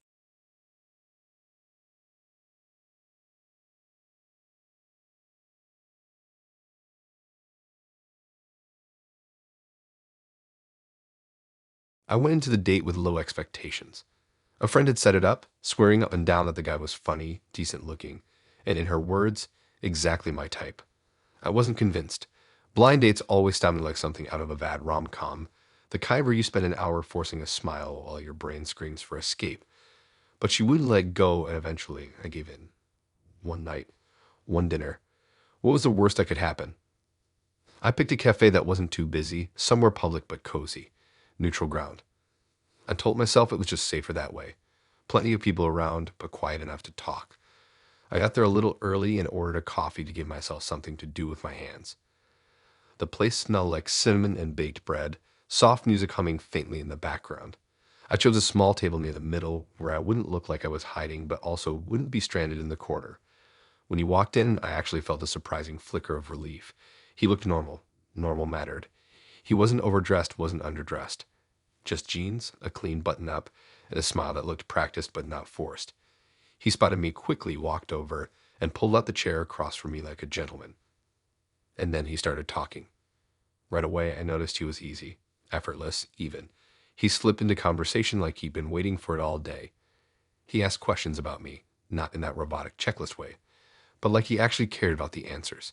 He told funny stories, small pieces of his life sprinkled between mine, and every so often he'd hit me with a punchline that actually made me laugh.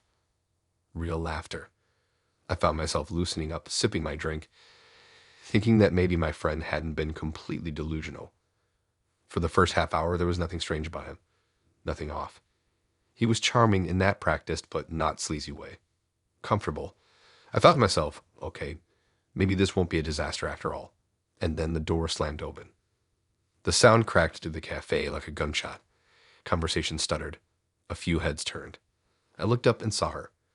Another woman stormed inside, her eyes zeroed in on him instantly, like a missile locked on its target. Her face was twisted with fury, jaw clenched, eyes burning.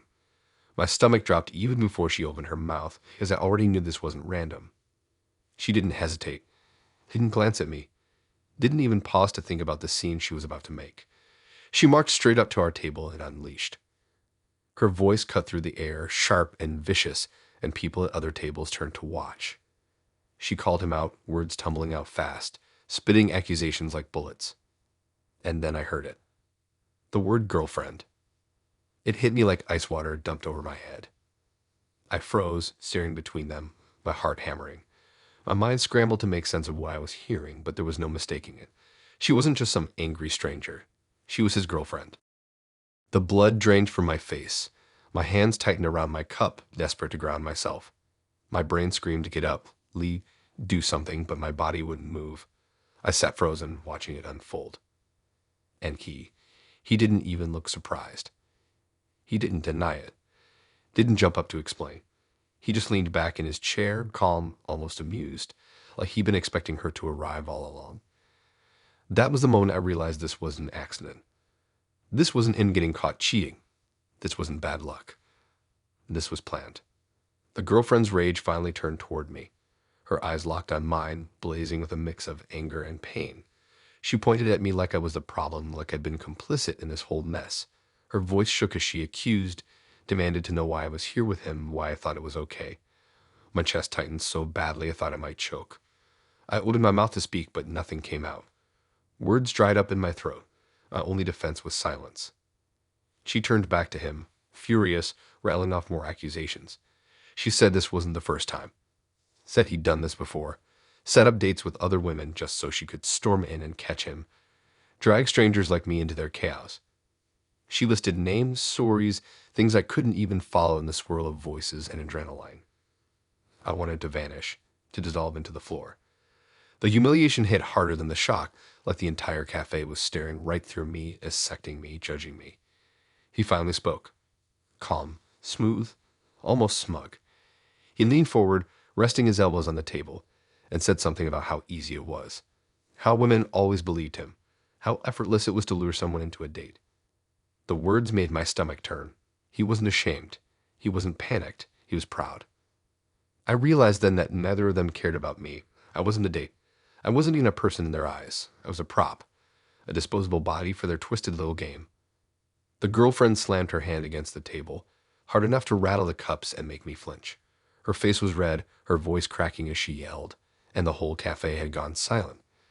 People pretended not to stare, but I could feel their eyes on us, the tension sucking the air out of the room. My throat was dry, my pulse racing. Every instinct screamed to get out, but my legs felt heavy, locked in place. I sat there another agonizing moment while they bickered, their voices overlapping, toxic and cyclical, like they'd rehearsed this scene a dozen times before. Finally, I forced myself to move. I grabbed my bag, muttered something about leaving, and pushed back from the table. Neither of them tried to stop me. Neither even looked at me. They were too locked on each other, too wrapped up in their own sick cycle. I walked fast to the door, heart pounding so hard it hurt. The moment I stepped outside, the cool night air hit me and I realized I'd been holding my breath. I kept walking, fast, glancing back once. Through the cafe window, I could see them still going at it, faces inches apart, voices sharp and wild. They didn't even notice I was gone. By the time I got home, my phone buzzed. A message from my friend. So, how was it? I stared at the screen, my fingers hovering. I didn't know how to explain it. How do you tell someone you weren't on a date at all? That you were bait? That you've been dragged into the middle of some couple's sick little ritual? I tossed the phone aside, my chest still tight. In the silence of my apartment, the words were played in my head. The girlfriend screaming. Him calm and smug, talking about how easy it all was. It wasn't a date. It was a trap. A performance they'd perfected. And I'd been stupid enough to sit across the table, sipping my drink, thinking for a moment that it was real. The worst part, I know I wasn't the first, and I will be the last.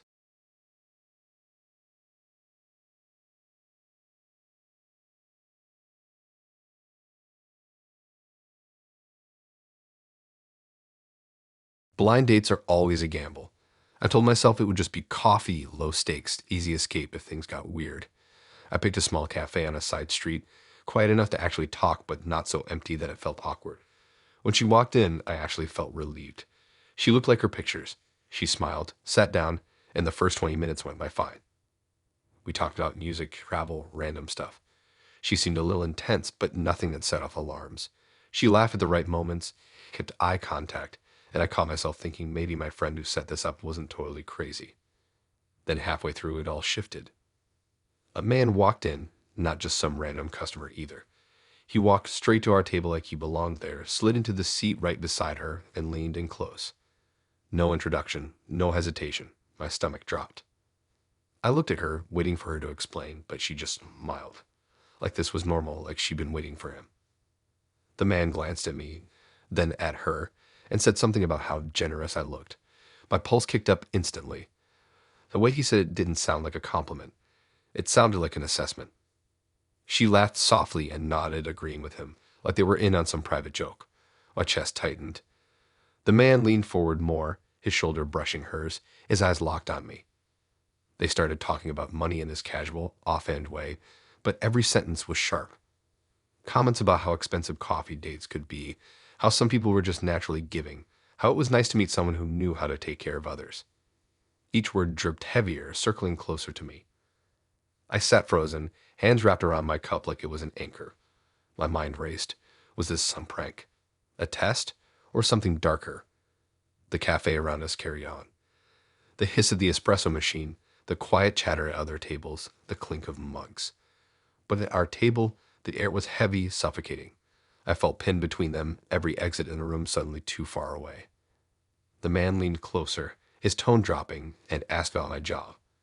My throat went dry as I stammered something vague. He smiled like he already knew the answer, like he wasn't really asking. The woman sat quietly now, just watching me with this unsettling calm, her hands folded neatly on the table. Every so often, she'd nod or chuckle at something he said, her eyes never leaving mine. It was like she'd handed control of the date over to him without saying a word. The conversation turned sharper. He mentioned how hard it could be for some women to meet safe guys on blind dates, how some men only wanted one thing. He said it was refreshing to meet someone who seemed like he'd be willing to prove he wasn't like that. My heart pounded harder. I understood then. This wasn't a date anymore. It was a setup, a slow cornering. They wanted something from me, and the walls were closing in. I tried to laugh it off to keep my voice steady, but my hands shook under the table. I glanced toward the door, but it felt miles away. My brain screamed to stand up to walk out, but my body wouldn't move. The man leaned back finally, sipping from her drink like it was his, eyes still on me. He made another comment about fairness, about how it wouldn't be right to let a lady cover her own time. She smiled at that, tilting her head, waiting for my reaction. I mumbled something about needing to head out soon, fumbling for my wallet. My fingers felt clumsy, the bills shaking as I pulled them free. I set them on the table, more than enough to cover the drinks, my chest tight with dread. Neither of them moved at first. They just looked at the money and at me, then at each other. Finally, the man smirked and slid the bills toward her, like I'd passed some kind of test. She tucked them neatly into her purse without breaking eye contact. I stood up quickly, mumbling a goodbye, my legs stiff as I walked to the door. My pulse hammered in my ears, drowning out the sounds of the cafe. I didn't look back. When I stepped outside, the air hit me sharp, but it didn't calm me. I walked fast down the street, every step feeling like I was still being watched. My hands shook as I pulled my phone out, pretending to check messages just to look busy, just to have something to hold. By the time I reached my car, my shirt clung with sweat. I locked the doors instantly and sat there, staring at the cafe from a distance. Through the window, I saw them still sitting at the table, leaning close, talking quietly, not looking at me anymore, like it already served my purpose. I drove home in silence, every stoplight making me check the mirrors. No one followed, but the paranoia clung to me the whole way. When I got inside, I sat in the dark, my phone buzzing with a text from her. It was just one word: fun. I blocked the number immediately, but my stomach still twisted, because it wasn't fun. It wasn't a date. And for those tense, suffocating minutes sitting across from them, I knew exactly what they wanted me to feel: trapped.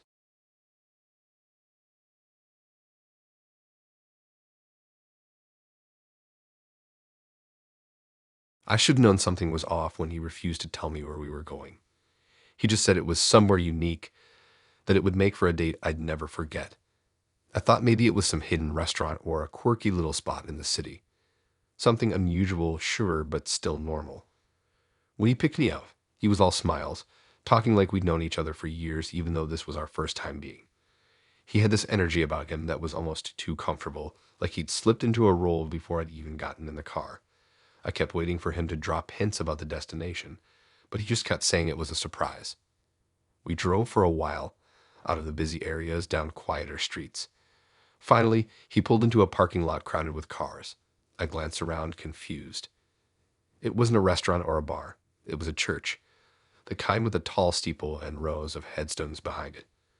My stomach tightened, but before I could ask, he was already out of the car, walking around to open my door. He smiled and told me this was it, our unique date. I laughed nervously, thinking he was joking, but then I saw the black-clad crowd gathering at the entrance of the church. It was a funeral.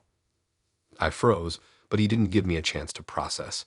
He grabbed my hand and led me up the steps like we belonged there. My chest pounded as I tried to whisper a question, but he just squeezed my hand and kept walking. Inside, the atmosphere was heavy. People whispered softly, some sobbing quietly into tissues. The air smelled of flowers and candle wax. I wanted to turn around and leave, but he walked straight up to a group of mourners and introduced me as his girlfriend. My face burned. My throat went dry. I stood there stiff as he smiled warmly at people I'd never seen before, shaking their hands, offering condolences like he'd known the deceased personally. The family nodded, thanked him, and looked at me with tired but approving eyes. I mumbled something I can't even remember, my body on autopilot, my brain screaming. I had no idea whose funeral this was, no idea why he brought me here, no idea why he wanted me to play along. We sat in the pews and he leaned close, whispering things about the family, naming people like he knew them. But I could tell from the way he hesitated, from the way he glanced around too much, that he didn't. These weren't his people. He was pretending. The service began, and I stared at the coffin at the front of the church, my stomach knotted so tight it hurt. The family cried softly around us while he sat perfectly calm, his hand resting on mine, his face set in a solemn mask, like this was all just another performance. When it ended, people gathered outside, hugging, sharing stories. He introduced me to more strangers, telling them how supportive I'd been, how much I meant to him. The words slid out of his mouth so smoothly I almost believed them myself. It looked at me with gratitude, squeezing my hands, thanking me for being there for him. I couldn't breathe. I stood surrounded by grief that wasn't mine, trapped in a role I hadn't agreed to play. My head spun with questions I couldn't ask out loud. Why here? Why? How many times had he done this? At one point, a woman hugged me tight, her tears soaking into my shoulder. She whispered about how much it meant that we had come, how she knew the deceased would have been happy to see us there together. My throat closed as I forced out a weak nod, my body stiff in her arms. He stood behind me, smiling faintly, his hand resting on my back. The look in his eyes chilled me. It wasn't sympathy. It wasn't grief. It was satisfaction. Eventually, the crowd started thinning, people heading back to their cars. I finally pulled him aside, my voice shaking as I asked what the hell this was. He just smiled and said it was different, memorable, something most people would never get to do on first date. I wanted to scream, but the words stuck in my throat. Around us, people were still mourning that I couldn't cause a scene without dragging myself deeper into his twisted game. When we finally left, walking back to his car, I felt like my legs were made of concrete. My mind raced with 100 thoughts, but all I could do was get in the passenger seat and stare out the window, my heart pounding. The ride back was quiet, too quiet. He hummed softly along with the radio, completely at ease, like the night had gone perfectly. I sat frozen, replaying every second, every handshake, every thank you from strangers who thought I was someone I wasn't. When he dropped me off, he leaned in with a smile, thanked me for being such a good sport, and said he'd love to do it again sometime. I stumbled inside my apartment and locked the door, my body shaking. I sat in the dark for hours, my mind looping the same thought over and over. This was me being used as a character in some sick story he was writing for himself. And the worst part, judging by how natural he was, I wasn't the first.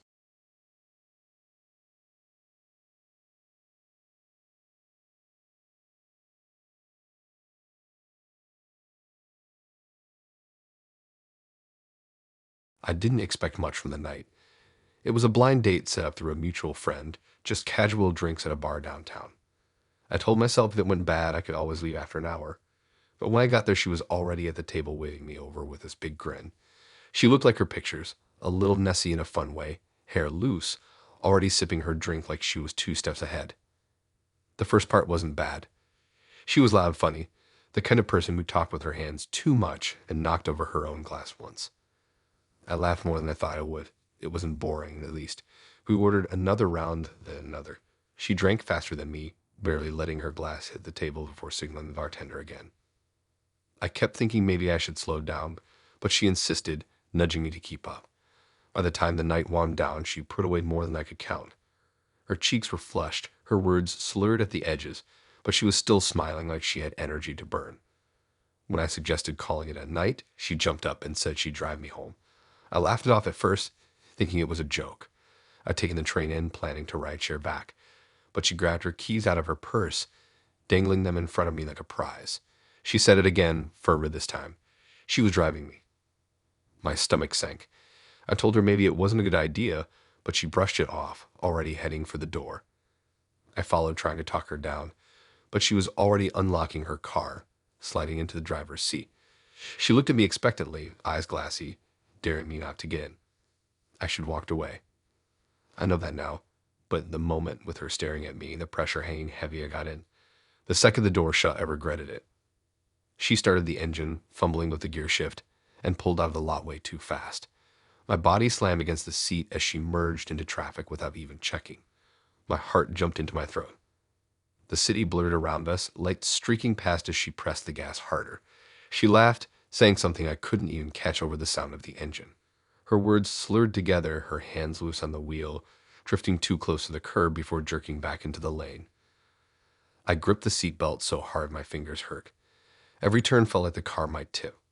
Red lights loomed and she braked too late, the tires screeching, stopping inches from the crosswalk. Horns blared as she waved out the window, laughing like it was all a game.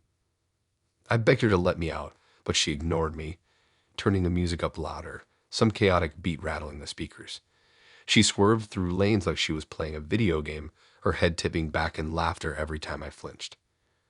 My chest ached with every breath, convinced this was it, that the car was going to smash into the next set of headlights. She blew through a yellow light that turned red halfway through, another horn blaring behind us. She just laughed harder, saying something about how fun it was to feel alive. The streets blurred together, every intersection a new chance for disaster. My eyes darted to the speedometer. She was pushing 70 on a road marked for 40. My stomach twisted as she cut across a corner, the tire skidding for a second too long before catching again. I tried reaching for the wheel once when she drifted too far, but she slapped my hand away with a drunken laugh, telling me not to ruin the fun. Her eyes flicked to me, wide and wild, before snapping back to the road. That look made my blood run cold. She wasn't just drunk, she was enjoying my fear. Minutes felt like hours. I couldn't breathe, couldn't think, just sat there waiting for the inevitable crash. My seatbelt dug into my chest every time she braked too hard, my body jolting forward. The smell of alcohol mixed with the hot air blasting from the vents made me sick. Finally she slowed. My heart leaped, thinking maybe she'd come to her senses, but instead she pulled into a deserted street, the kind with dark storefronts and flickering streetlights. She slammed the car into park, leaned back in her seat, and grinned at me. Her eyes were glassy, unfocused, but that smile was sharp. For a second, neither of us spoke. My pulse thundered in my ears. Then she leaned over, whispered something slurred about how I'd passed the ride. My skin crawled.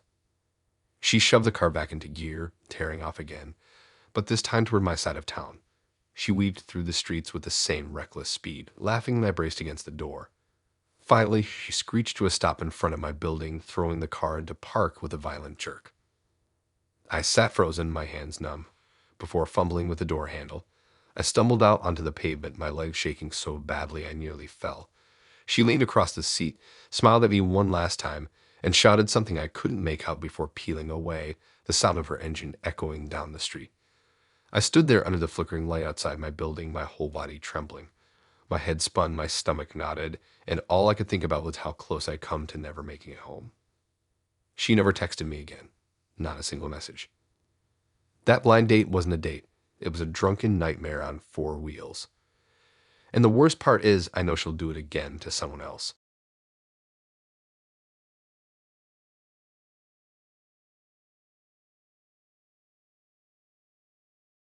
I thought I'd lucked out when he suggested a fancy dinner.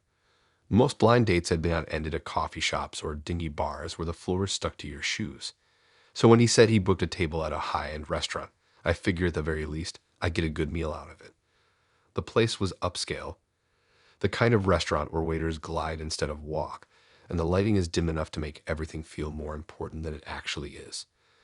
There was a grand chandelier in the foyer, a wall of wine bottles that looked more like an art installation than storage, and an atmosphere so polished it made me feel instantly underdressed. My black dress and flats suddenly felt like an amateur attempt at class.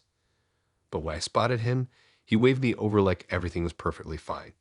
He looked sharp, well-tailored suit, neat hair, that polished air of someone who belonged in a place like this. I forced a smile, slid into the seat across from him, and told myself to relax. At first, it was normal. We ordered drinks. He asked me about my job, my family, where I'd grown up. The conversation flowed easily, just enough give and take that I didn't feel like I was being interrogated. Every so often, he leaned in a little closer, nodding with his thoughtful expression, as if my words were more profound than they actually were. I noticed he didn't talk much about himself, but I brushed it off. Some people get nervous and overshare, others keep the focus off themselves. But then halfway through the main course, everything shifted. The front doors opened, and a group of 3 people walked in. At first, I thought nothing of it, just other diners arriving late. But then, without even looking at the host, they made a beeline straight for our table. My fork froze halfway to my mouth. It didn't ask. It didn't pause. It just pulled out the empty chairs and sat down with us, smiling like they'd been invited. My eyes darted to him, waiting for an explanation. He just smiled back, calm and welcoming, introducing them casually, as if this had been the plan all along. There were 2 men and 1 woman. All 3 of them were dressed neatly, not flashy, not trendy, but almost uniform. Suits, clean lines, muted colors. Their smiles were wide, practiced, their eyes a little too focused. It leaned in close, shaking my hand one by one, their grip just a little too firm.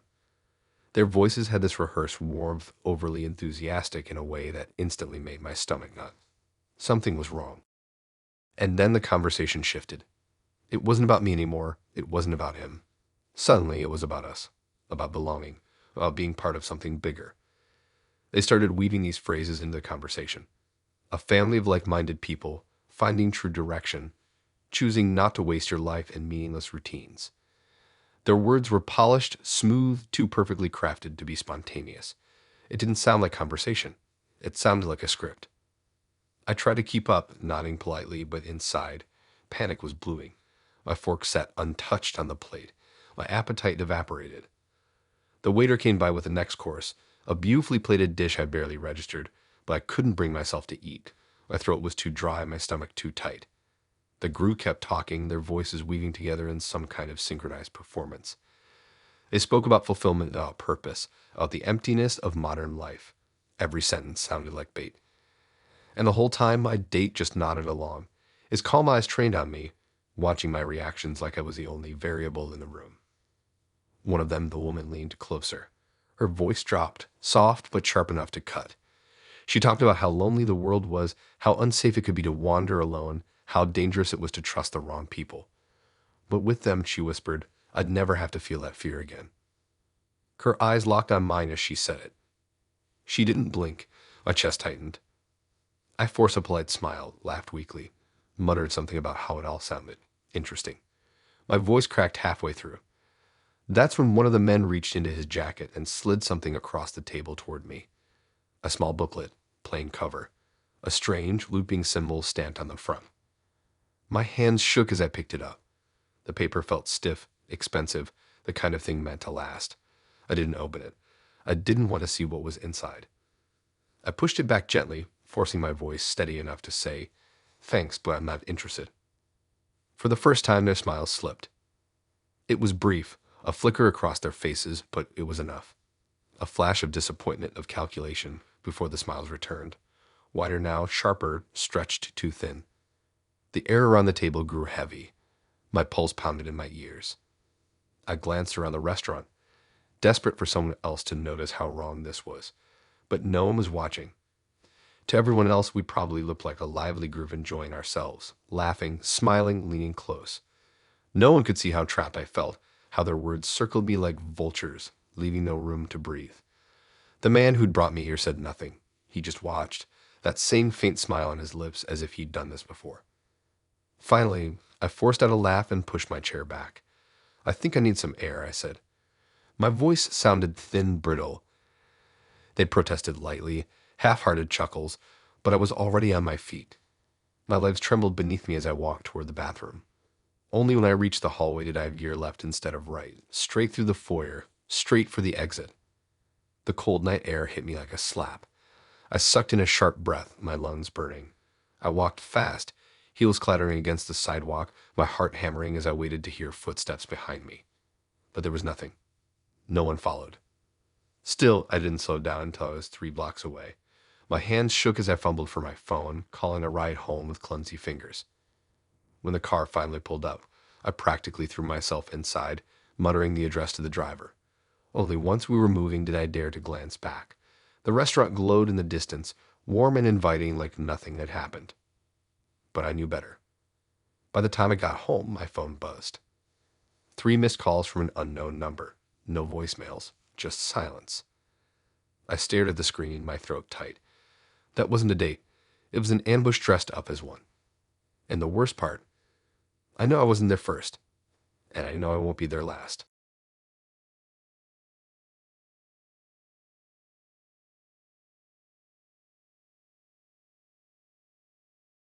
I've been on some awkward dates, but this one still makes me feel sick when I think about it. It started out like any other. A mutual friend had set it up, told me she was smart, funny, the type that would challenge me in a good way. I figured why not. We agreed to meet at this mid-range Italian place downtown. Not one of those Michelin-starred temples where you need to know which fork to use, but not a greasy pizza joint either. The kind of spot with dim lighting, exposed brick walls, a chalkboard menu, and Sinatra playing just loud enough to make things feel warm. Neutral ground. When I got there, she was already seated. No wine glass in hand, no phone out to pass the time. She was sitting straight-backed, posture perfect, her arms folded neatly on the table like she was waiting for a meeting to start. That should have been the first red flag, but I told myself maybe she was just formal, nervous maybe. I slid into the seat across from her, tried to crack a small joke about the parking situation downtown, a usual icebreaker to take the edge off. She gave a tiny smile, almost like she felt obligated, but her eyes stayed sharp, focused. No softening, no spark. Instead of the normal, "Where are you from?" or "What's your favorite movie?" kind of small talk, she dove in headfirst. "Where do you see yourself in 5 years?" I laughed a little, assuming she was trying to be ironic, but her face didn't change. No smirk, no playfulness. Just a steady gaze waiting for my answer. So I gave one. A vague one. Something about wanting to grow, maybe take on leadership responsibilities, travel more. She nodded, eyes narrowing like she was taking notes in her head, then immediately hit me with another. "What would you say are your greatest weaknesses?" I blinked. My weaknesses. She nodded, totally serious. I should have walked out then, but I told myself some people just had quirky ways of connecting. Maybe she was one of those hyper-driven types who treated every interaction like a TED Talk. So I played along, tossing out something about being a perfectionist, trying to keep it light. She didn't laugh, didn't even acknowledge the attempt at humor. She just nodded again, eyes flicking over me like I was under a microscope. It only escalated from there. "How do you usually handle conflict? Tell me about a time you failed and how you dealt with it. What's the biggest accomplishment of your life so far? If you were leading a team and one member wasn't pulling their weight, how would you motivate them?"